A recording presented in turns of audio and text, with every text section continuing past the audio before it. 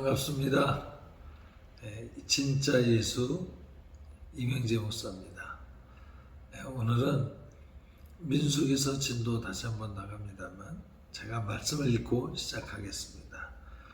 민수기서 1장 3절 말씀에 보면 이스라엘 중 20세 이상으로 싸움에 나갈 만한 모든 자를 너와 아론은 그 군대대로 계수하되 라고 했습니다.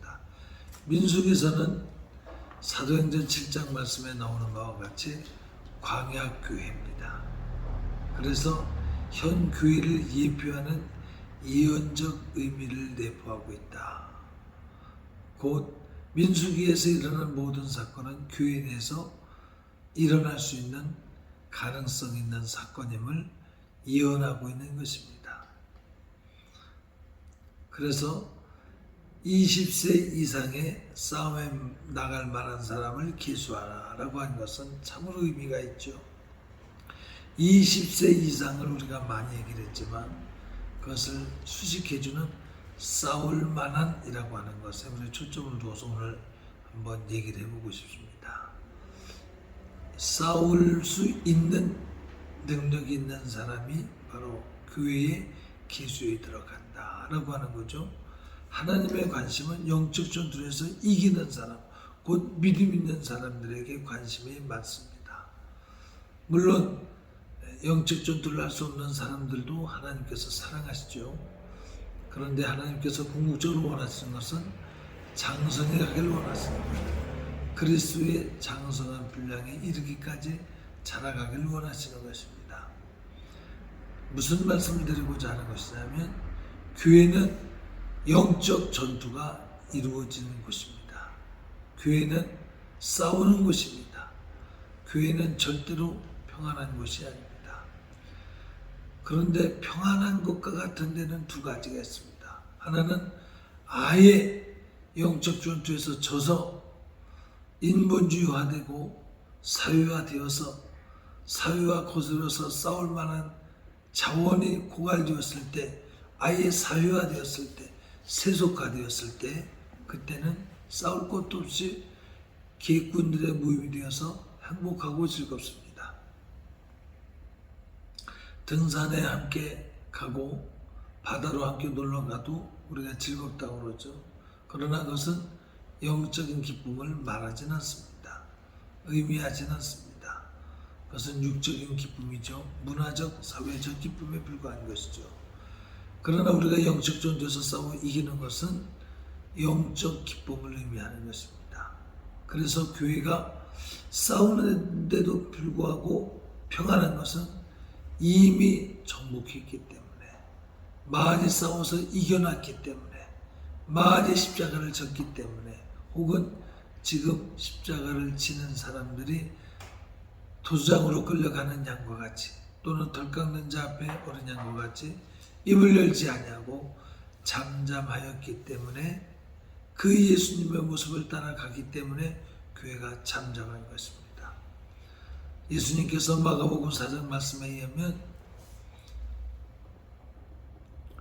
거친 풍랑을 향하여 잠잠하라고 명령하시고 풍랑에 잠잠해졌습니다. 이와 같이 영적 전투에서 능력 있는 교회는 풍랑이 있지만, 싸움이 있지만, 전투의 아우성이 있지만 말씀의 권세로 이기는 것입니다. 기도의 권세로 이기는 것입니다. 전에 말씀드렸죠. 원수마귀가 가장 두려워하는 것이 기도라고, 기도 외에는 악한 원수마귀를 이길 다른 능력이 없다라고 주님께서 말씀하셨죠. 그래서 기도하는, 그러나 그 기도가 말씀이 없으면 가증한 것이라고 말씀드렸죠.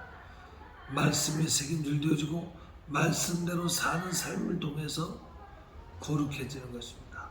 그래서 디모데서에 기록된 대로 디모데전서 4장이죠. 기도와 말씀으로 거룩하여지니라 했던 것입니다. 기도와 말씀으로 이미 이긴 사람, 믿음은 이길 때 믿음이라고 말씀드렸죠. 지면 믿음이 아닌 것입니다. 이기는 자에게 주는 상을 일곱 교회에 보낸 편지들, 이기는 자들에게 주는 흰돌도 주고 또 면류관도 있고 여러 가지 진주도 있고 여러 가지 상들이 예비되어 있습니다. 이와 같이 믿음에서 이긴 자들, 이 영적 전투에서 이긴 자들이 바로 20세 이상의 싸울 만한 영적 전투력을 가진 사람들이다 할 수 있는 것입니다. 곧 자기가 부인되어지고 맡겨진 십자가를 치고 가는 거죠. 당에서 패해서 아예 세속화되지 않은, 세속화되었으면 평안하죠. 싸울 것이 없으니까, 항복했으니까. 그러나 십자가의 사랑으로 싸우는 사람은 그 입을 열지 아니하여 도주장으로 끌려가는 양과 같이, 털 깎는 자 앞에 어린 양과 같이 입을 열지 아니하고 하나님만 바라기 때문에 잠잠하죠. 그들은 참으로 고난이 있습니다. 도주장으로 끌려가는 양과 같이, 또 털 깎는 자 앞에 양과 같이 잠잠한 것은 모든 이김과 승패를 하나님에게 맡긴 것입니다. 예수님은 당신의 몸이 찢기고 죽임을 당하기까지 하나님 아버지께 자신을 다 의탁드렸습니다. 육은 죽고 영이 산 거죠. 우리 성도들의 삶도 겉사람은 날마다 후패하나 속사람은 날마다 새롭다고 고백했던 사도 바울의 생애처럼 그렇게 늘 이기는 사람들의 무리로 군집을 이룬 교회는 싸움이 없어서가 아니라 십자가에서 죽임당하신 우리 예수님처럼 죽었기 때문에 소리가 없는 것입니다. 그러나 결과로, 열매로 하나님께서 자라게 하시고 열매 맺게 하시는 것으로 말미암아 드디어는 이겼다는 것을 증명해내는 것입니다. 이 대한민국은 저는 그렇게 봅니다.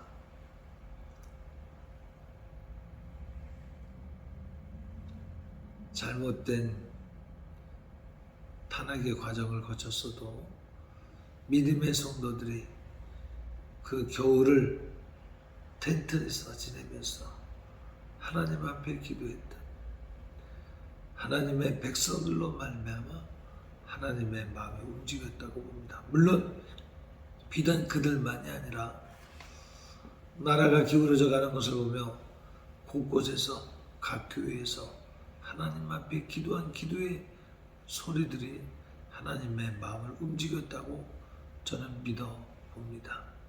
맞습니다. 그들은 정치력이 없습니다. 그들은 들리는 것도 별로 없었습니다.